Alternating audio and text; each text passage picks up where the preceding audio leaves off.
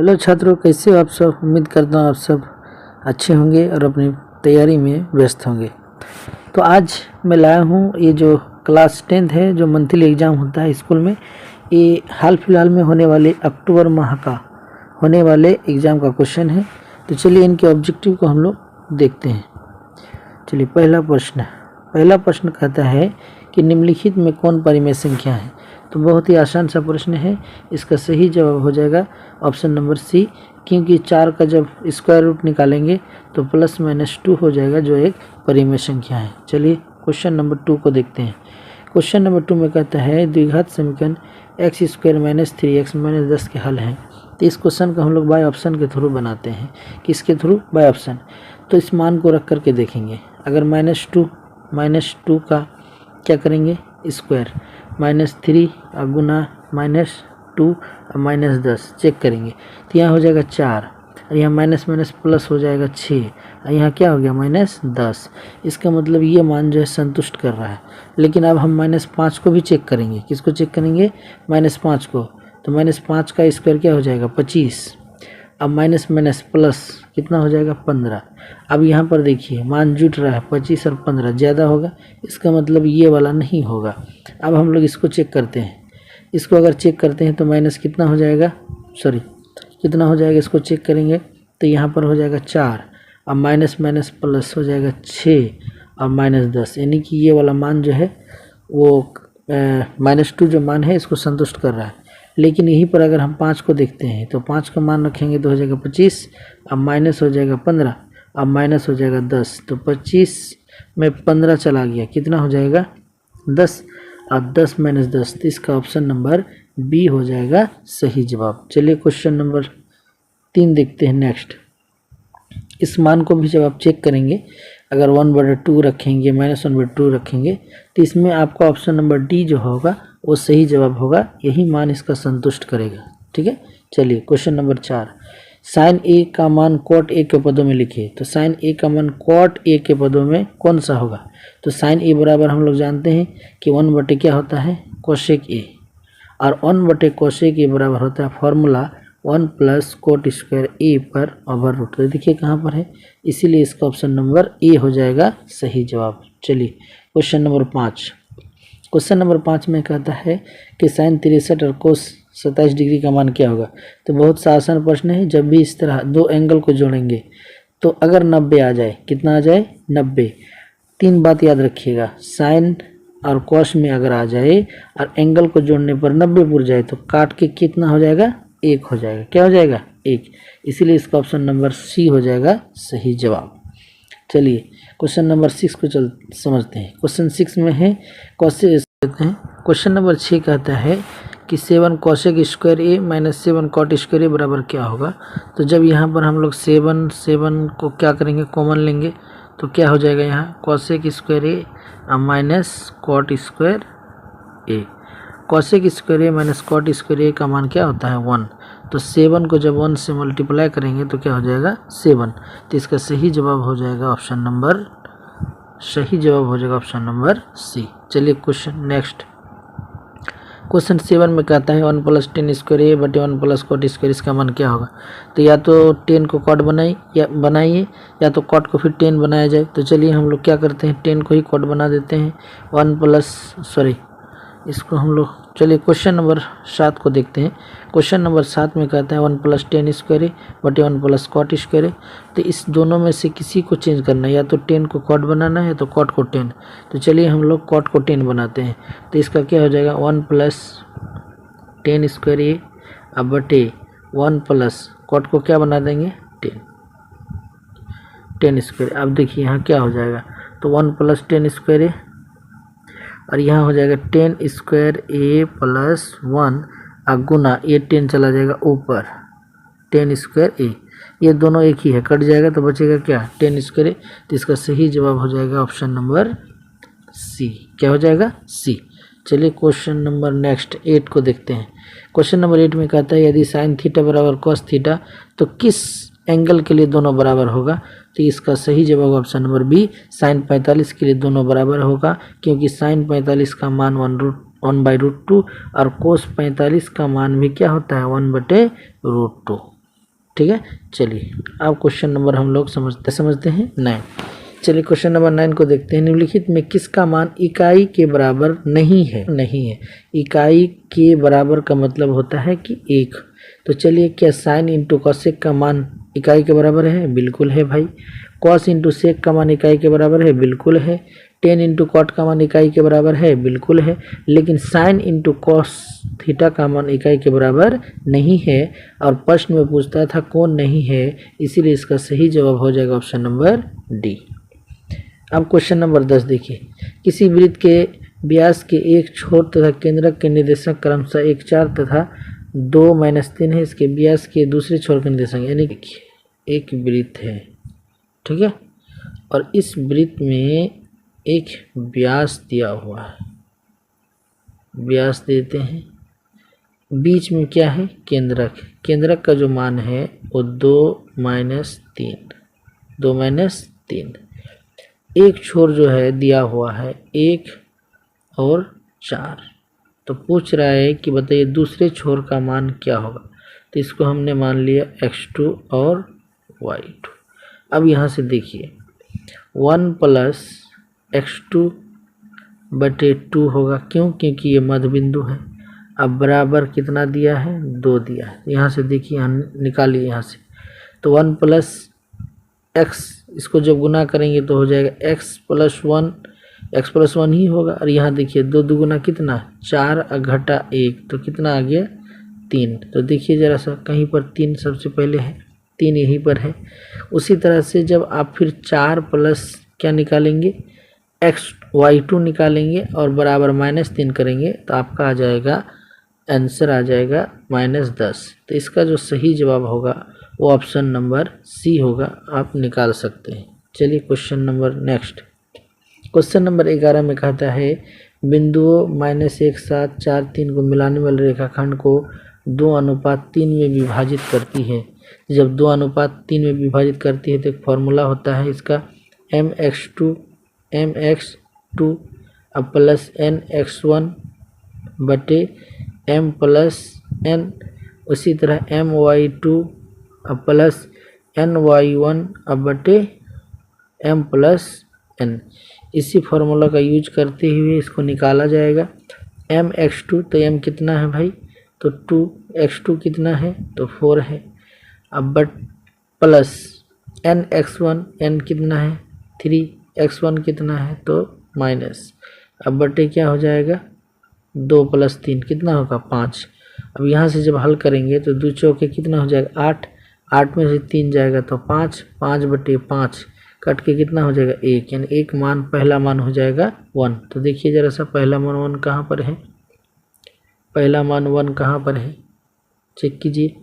पहला ही अगर मिल जाता है तो आपका सही जवाब हो जाएगा। पहला मान 1 है, यही, इसका ऑप्शन नंबर ए हो जाएगा सही जवाब। चलिए क्वेश्चन नेक्स्ट। क्वेश्चन नंबर 12 में कहता है निम्नलिखित में कौन पाइथागोरस त्रिक नहीं है? पाइथागोरस त्रिक का मतलब h² = b² + p² नहीं होना चाहिए। तो चेक करते हैं। अगर इसका 2 का स्क्वायर करेंगे 4, 9 और 16, तो 16 9, यहाँ 2 का स्क्वायर 4, यहाँ 3 का स्क्वायर 9, 9 4 16, तो नहीं हो रहा है। 3 4 5 हो जाएगा, 5 12 13 हो जाएगा, 6 8 10 हो जाएगा, क्योंकि यहाँ हो जाएगा 36 64, 36 + 64 अब बराबर 10 का स्क्वायर 100 बराबर हो गया। इसको भी जब आप करेंगे तो 25 144 अब बराबर हो जाएगा, इसका स्क्वायर अगर करते हैं तो 169, दोनों को जोड़ेंगे तो बराबर हो जाएगा। उसी तरह से 3 का स्क्वायर 9, 4 का स्क्वायर 16 और 5 का स्क्वायर 25, दोनों को जोड़ेंगे तो आपका क्या हो जाएगा?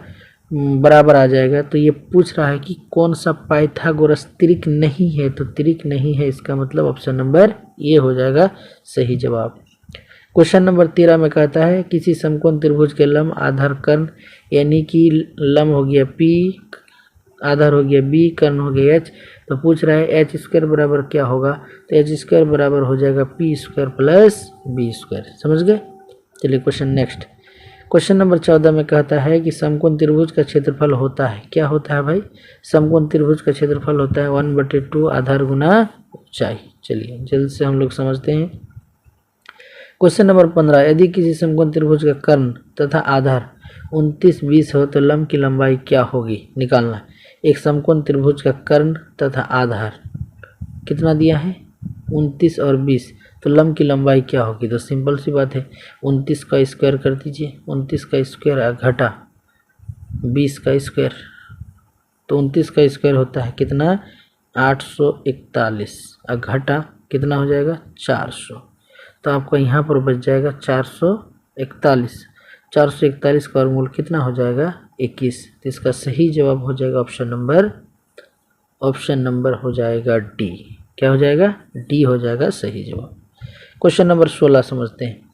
समकोण समद्विबाहु त्रिभुज के आधार की लंबाई 5√3, उसका क्षेत्रफल क्या होगा।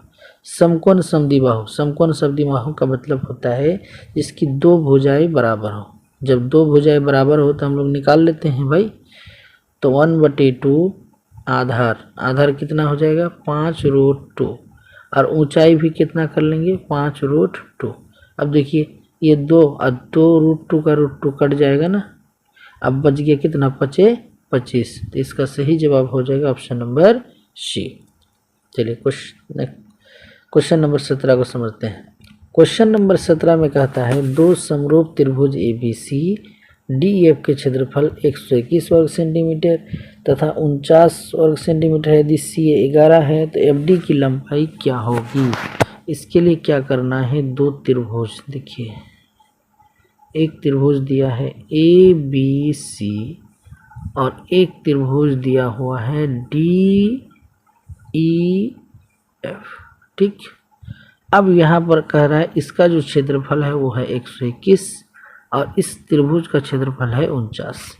इसमें से एक भुजा दिया हुआ है CA, कितना दिया है CA जो दिया है वो है 11, तो पूछ रहा है कि FD क्या होगा, FD क्या होगा ये निकालना।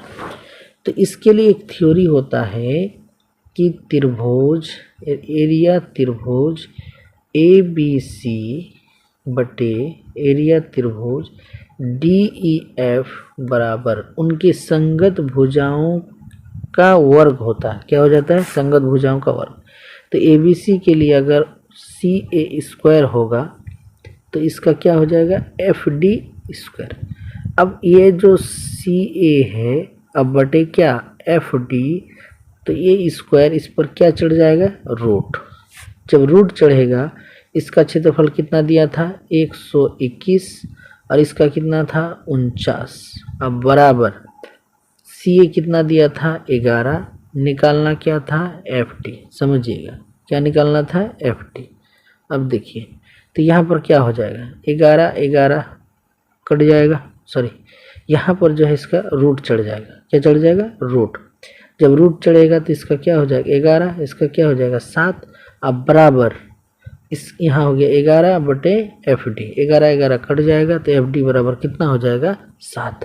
तो इस क्वेश्चन का जो सही जवाब हो जाएगा वो ऑप्शन नंबर हो जाएगा D 7 सेंटीमीटर। समझ गए।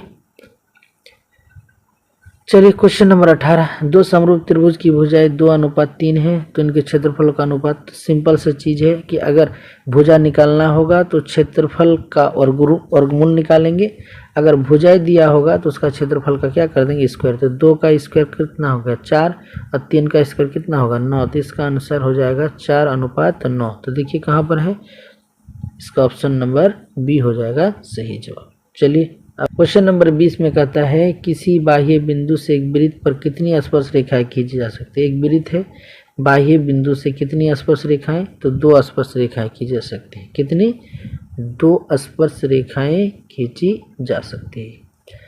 चलिए नेक्स्ट क्वेश्चन। दो गोलों के पृष्ठीय क्षेत्रफलों का अनुपात 16:9 है तो उनके आयतनों का अनुपात क्या होगा। तो गोला का जो क्षेत्रफल का अनुपात तो 4 पाई बड़ा आर का स्क्वायर बटे, इसके लिए क्या कर रहा है 4 पाई आर स्क्वायर बराबर 16/9। देखिए पाई कट गया। अब आर बटे आर निकालेंगे तो कितना हो जाएगा 4/3। तो पूछ रहा है इनके आयतनों का अनुपात क्या होगा। तो आयतनों का अनुपात यहाँ तो 4/3 हो गया।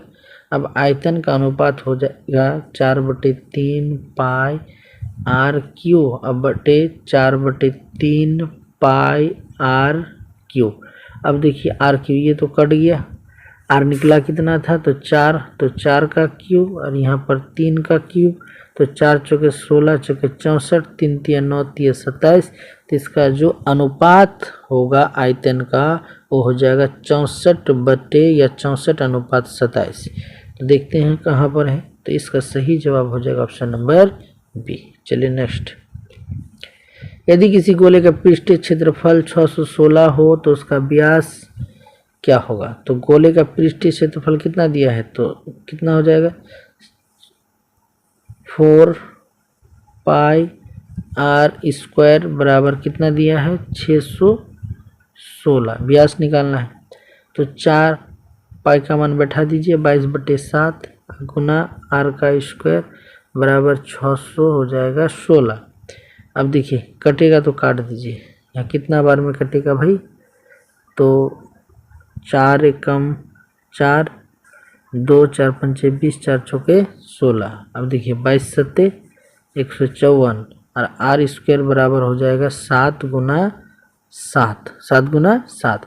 और जब आर निकालेंगे स्पेशल तो इस पर रूट चढ़ेगा और रूट चढ़ेगा तो एक और 7 निकल जाएगा, तो आर बराबर कितना हो गया 7।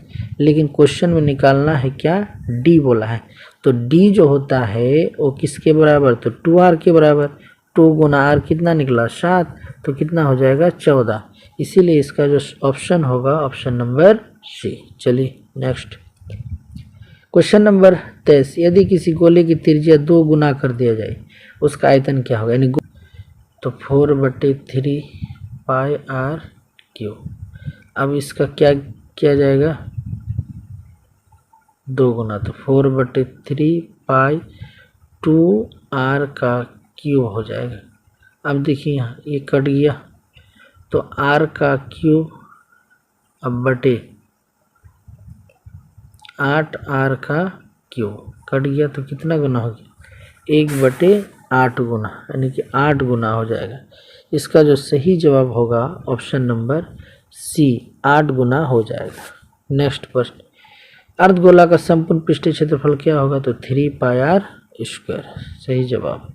एक क्वेश्चन है 25 का 1 घन मीटर का मान कितना होता है, तो 1000 लीटर। याद रखिएगा यहाँ पर 1000 सेंटीमीटर क्यूब बराबर होता है 1 लीटर और 1 मीटर क्यूब बराबर होता है 1000 लीटर। समझ गए। तो यहाँ पूछा था 1 घन मीटर यानी 1 मीटर का क्यूब कितने के बराबर, तो 1000 लीटर। ऑप्शन नंबर सी होगा सही जवाब। अब क्वेश्चन नंबर हम लोग चलते हैं 26। क्वेश्चन नंबर 26 में कहता है कि समान त्रिज्या और समान ऊंचाई वाले बेलन और शंकु का एक ही आधार पर स्थित है तो आयतन का अनुपात क्या होगा।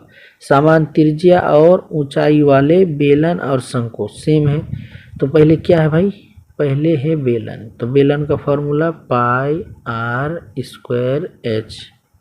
शंकु का क्या हो जाता है, तो 1/3 पाई आर स्क्वायर एच। दोनों का क्या कह रहा है कि समान गोलाई, समान ऊंचाई का त्रिज्या भी, समान ऊंचाई का ऊंचाई वाला बेलन शंकु है और समान त्रिज्या वाला है, तो दोनों कट गया। देखिए pi are square h pi are square cut गया, तो यहाँ क्या बचा 1/3। तो 3 कहाँ चला जाएगा ऊपर, तो 3:1, यानी ऑप्शन नंबर डी हो जाएगा इसका सही जवाब। चलिए नेक्स्ट। क्वेश्चन नंबर 27 में कहता है 4 सेंटीमीटर त्रिज्या वाले धात्विक गोले को पिघलाकर 2 सेंटीमीटर वाला कितनी गोली बनाए जा सकते हैं। तो 4 सेंटीमीटर धात्विक गोले को पिघलाकर कई गो, तो पहले तो 4 सेंटीमीटर त्रिज्या वाला निकाल लेते हैं गोला, तो 4/3 पाई आर के जगह क्यूब, तो 4 गुना 4 गुना 4। अब 2 वाला तो 4/3 पाई 2 गुना 2 गुना 2। ये देखिए कट गया, 2 दूगुनी 4 खत्म, 2 दूगुनी 4, तो 4 दूगुना कितना हो गया 8। तो इसका सही जवाब हो जाएगा ऑप्शन नंबर बी। चलिए नेक्स्ट।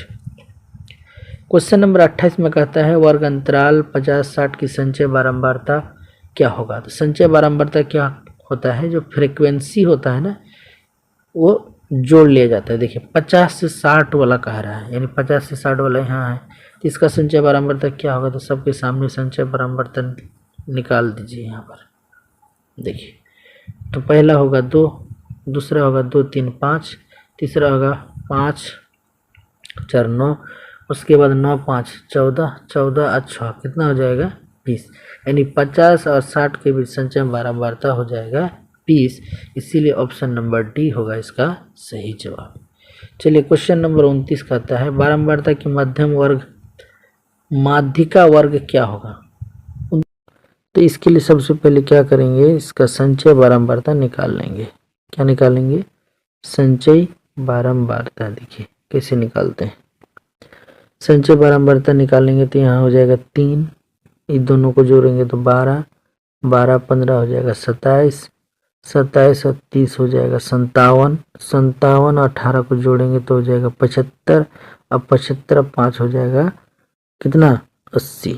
अब ये जो 80 है ना, इसको 2 से डिवाइड करेंगे, पढ़ेंगे रूल, कितना हो जाएगा? 40, यानी n/2, टोटल n कितना हो गया? 80, और n/2 से ठीक अधिक जो माध्यिका वर्ग होता है या जिसको माध्यक वर्ग कहेंगे, उसका मान कब होगा? n/2 से ठीक अधिक वाले संचय बारंबारता के सामने वाला जो वर्ग होगा वही उसका माध्यक वर्ग होगा। अब 40 से ठीक बड़ा संचय बारंबारता कौन है भाई?